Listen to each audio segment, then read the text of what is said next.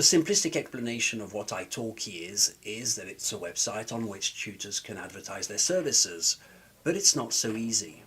It's not just a neutral standstill website like a telephone directory. It's not the way it works. A noticeable consequence of the hidden hand of Italki is the fact that a tutor will only have a limited amount of interest coming in, and you quickly start to feel, if you're a tutor on Italki, that there's sort of an unnatural flow of inquiries. You'll start to think, well, why do I only ever get 2 or 3 inquiries a month? Why not 7? Why does it feel so controlled? And then later you find out that there's a probable reason for that. Now, as a new tutor, the upside is that you will be put to work quite quickly. Independent, really, whether you're good at your job, if you have experience or not, I think you will be put to work quite quickly because they do want new tutors signing up. You might start to project yourself in terms of the real world, in real world business, and you might tell yourself that if you keep doing this enough times, you'll build up popularity and expertise. And it makes sense, doesn't it? The better you get at your trade, the more customers you have, the more popularity you develop. But it doesn't quite work that way on Italki. I believe that Italki's long thought of this problem and made it so that such situations don't happen. I don't think it's in their business interest to run the risk of their reputation as a business in such a way and rely on the presence of a few good tutors that could leave at any time. I think Italki's interest is to spread out the talent so that the product remains Italki, not the teacher. So the product is Italki, it's not the teacher. And if you think of it, I think it makes a lot of sense. Imagine if the reputation of Italki is based on the talent of a few excellent teachers, well then it's very risky for them because you lose stability. They could leave at any time. And so your brand, it plummets. It's not as good as it used to be just because these people left. So I think it's more in their interest to spread out the talent. From what I've seen on the platform Italki, I don't think that experience in tutoring or expertise in the field of languages plays a meaningful part. It's not what I've seen. A tutor also doesn't develop their own little business within an online marketplace and strive for excellence and reputation. Italki is not a marketplace. They are the product. So you're not going to develop your own little business within a marketplace. Italki remains the product. They're very clever at maintaining that. So in a sense, we could say that they run sort of a socialist-inspired system in which customers are distributed evenly between traders. And if you're an unlucky customer, I believe so, I think it's possible that you will be assigned a poor tutor, or at least given the choice between tutors that might not be ideal for you. And I think I can back this up with proof.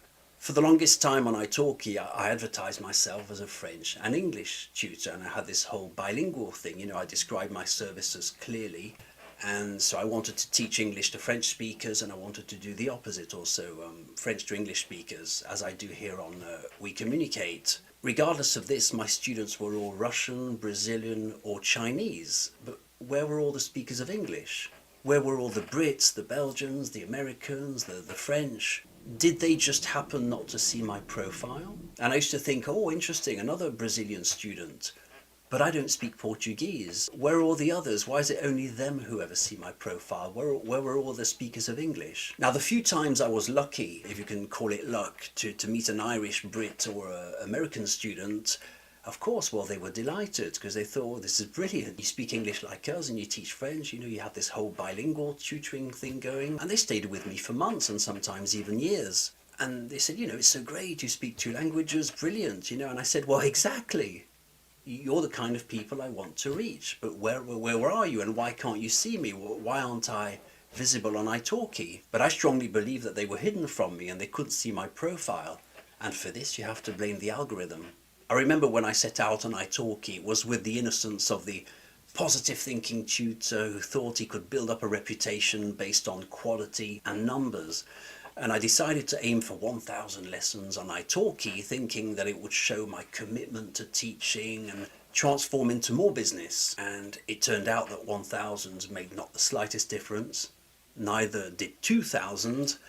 And I was actually working much less than when I originally joined with 3 classes experience. I was working much more during the first year, despite all the improvements in my experience, in my technique, and all the the learning material that I offered. If you compare this to the real world, it makes no sense that you'd be a professional with thousands of hours of experience. You have all the reviews to back it up, because on Italki people can see all the reviews you have. The service goes up, but you actually work less than when you were inexperienced. And it's not that I was losing customers, it's just that I wasn't getting any inquiries anymore. I think it had to do with Italki's algorithm that was either out of whack or designed to do specifically that. They wanted to show the newer tutors as a priority, and I had fallen out of fashion. I never looked in detail at other teachers' profiles, but the few times I did, I was surprised at the disparity in standards. I saw lawyers dipping their toes into language teaching, retired business owners, professional TEFL or CELTA teachers. Then on the other side of the spectrum, you'll see people with really dreadful English, because you have these little presentation videos so you can actually hear them speak. There doesn't seem to be any apparent standards of quality on Italki, not that I saw at least.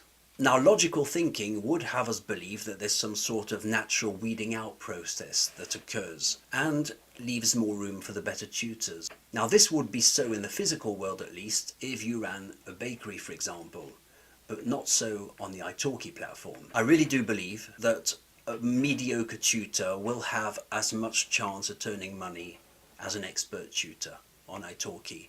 By lowering their standards and accepting so many people as professional teachers, I think Italki have created stability for themselves and for the learner. But the genuine and quality teacher will have to compete with thousands of others who are just as much in the spotlight with 3 lessons under their belt as you are with 1,000.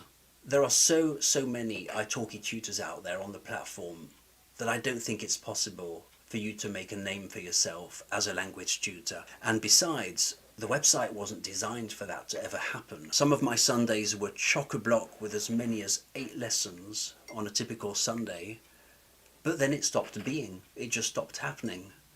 No student was ever interested in Sundays ever again. I hadn't changed anything. All of a sudden, oh, no more Sundays. For a year, I had no more Sunday bookings, whereas the year before, they had been so popular.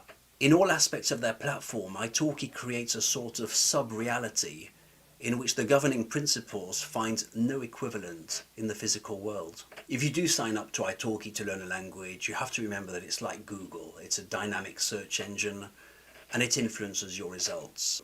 Italki is not just an innocent alphabetic listing of tutors. Yes, you have an entirely free choice of tutors, but only within the ones they'll show you.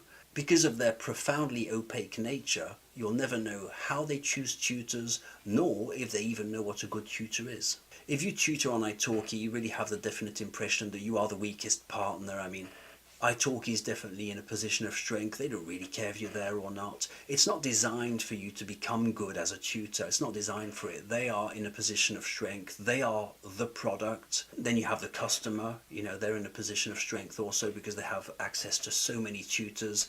And then it just leaves you, the tutor. You are the weakest partner, and you are the one who matters the least. The tutor's not the one who makes the quality of Italki. Italki is the product, and it's the supermarket model. So the value of Italki is volume. It's not quality. You'll get a cheap chat out of it. If you're a language learner, why not? If you're Italki, great business. If you're a tutor, avoid it. If you're a language learner, why not? Thanks for watching. I'm Chris.